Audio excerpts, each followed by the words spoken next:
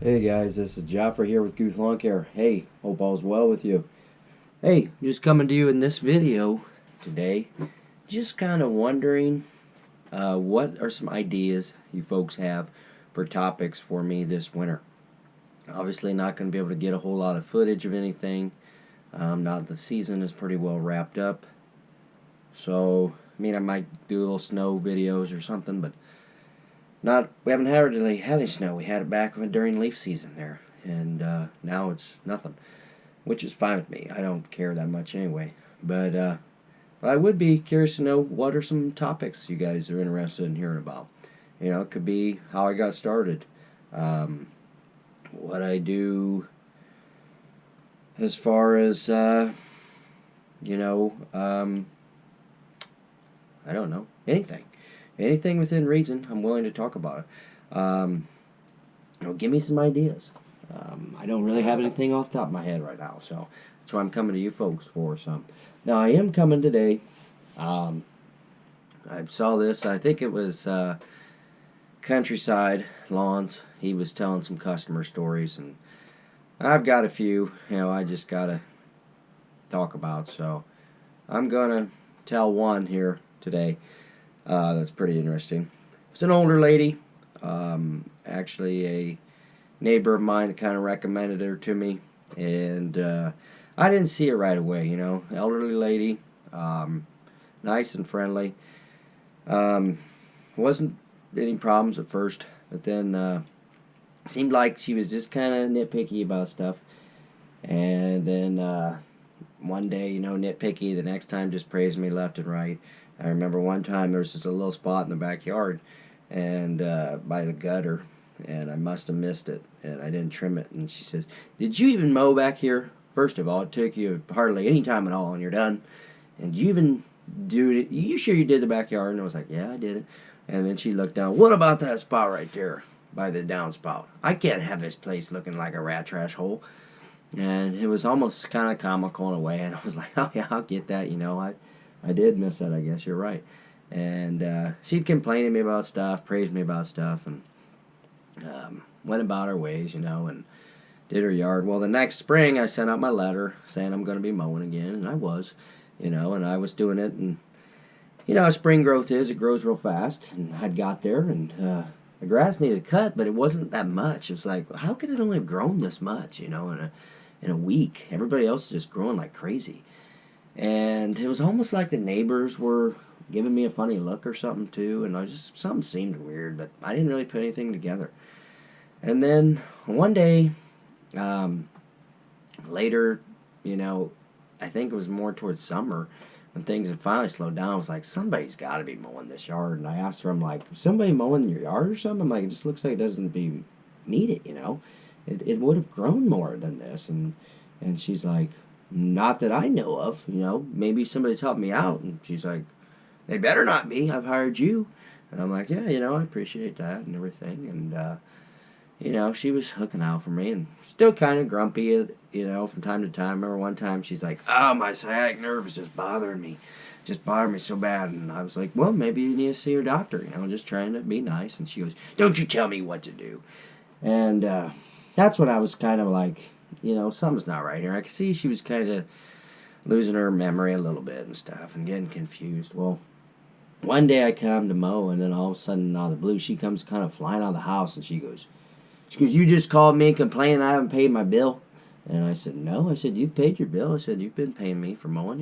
And she goes, "Well, somebody just called me and said they're coming and they're going to collect the money because I haven't paid my bill." And I was like, whoa, bingo. There's the deal. Somebody else is mowing this yard. I'm like, "Oh, are they?" I just thought of them. I'm like, "Are they coming soon?" And she's like, "They said they're coming." I'm like, "Yeah, I think I'll just stay around here for a little bit." Well, here, lo and behold, the guy comes, and it's a guy I knew. I went to high school with him. We're friends. We talk. We see each other all the time. And I was like, "Oh my goodness!" I'm like, "So you've been doing this?" He's like, "Yeah, we did her driveway, for snow in the winter." And I just asked her if she had anybody, and she's like, "No." And so I've been doing it, and I'm like, "I've been too." So he was very nice about it. I mean, she owed him a bunch of money, and he was willing to split the bill, and not charge her the full amount. And she's like, "Well, if I owe you this, I'm going to pay you this." and just I have to. And he's like, no, I'll take half and we'll just work it out. And I was like, if you're doing the snow removal, just go ahead and do it. I said at this point, I was kind of frustrated at that point and ready to be done with it anyway. And he was cheaper actually too, so I said, go ahead and do it. I mean, that's the way you're here during the winter, you're here during the summer. It's going to be less confusing for her. And we kind of just that was the end of it, But it was just one of them things. It's like, oh man, one other thing was she had called me up and saying one time something about not paying the bill, and I'm like, you've paid your bill. And then somehow I got a hold of her son's phone number. I'm like, I gotta call him, I gotta call him and let him know about this. And I called him, and he was like, okay, thank you so much. He's like, we know things were getting bad. He's like, yeah, we're gonna have to step in and all this. Literally, like 30 minutes later, she calls me up and she goes, how dare you tell my son this? He's had heart condition and now he's all worked up and mad at me. And I don't think he was. He didn't sound like it on the phone to me, but it was one of them situations like, man, you're just kind of be glad to be done. But I feel bad because, I mean, she was losing her mind, nice old lady, and that's just the way it goes, in these businesses. So anyway, that's probably my top story, just because it's more funny than anything. Um, there's another story though. Now this one isn't so much funny, but it's just it,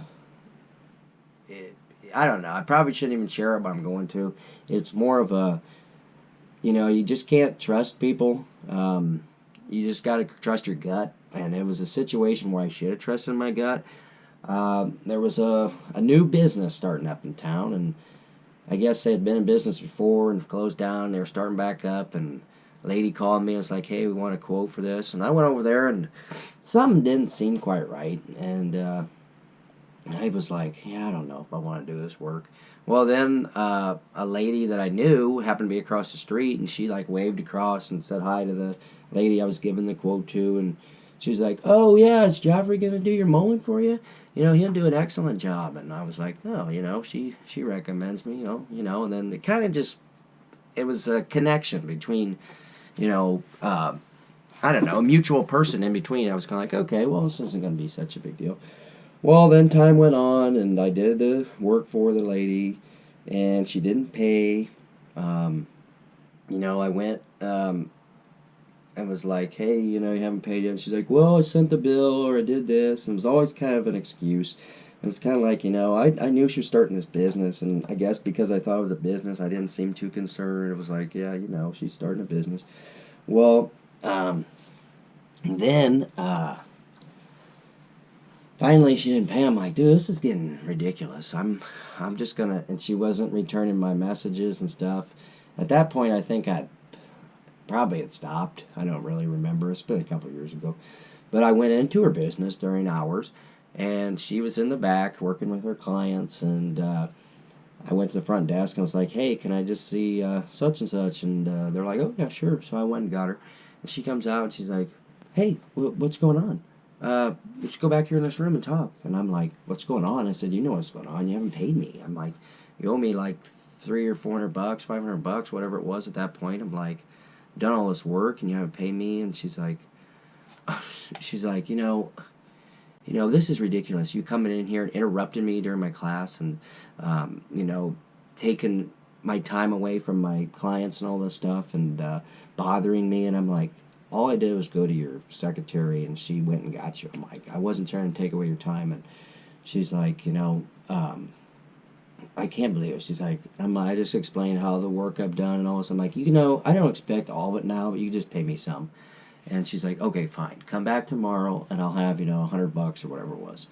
And then as we go out the door, though, there was more people waiting in the waiting area. And she goes, and this is very ridiculous. You coming in here and just being rude and interrupting in front of people. I don't appreciate this, and I hope you never do this again.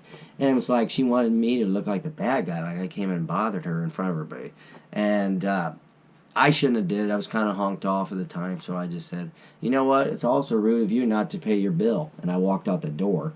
And that really threw her over the top, I'm sure. At that point, I called her out in front of everybody. Well, within like a half hour I get an email from her, said basically I was harassing her, and if I ever come back there again, she's going to call the police on me. And that was just so disrespectful of me to treat her that way and all this stuff. And I was like, oh my gosh. Now it's kind of like, I'm not dealing with, worried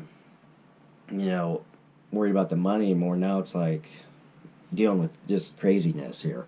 And so I went back the next day. She gave me the money. She kind of apologized, actually. And I just said, I've done the work. I said, I have a family. I said, I know you're trying to get this business going too, but I said, you owe me the money and all this. And I said, I understand if you can't pay it all right now. It's no big deal. Just pay me what you can. And she said she'd do that. Well, time went on. She never paid me anything again.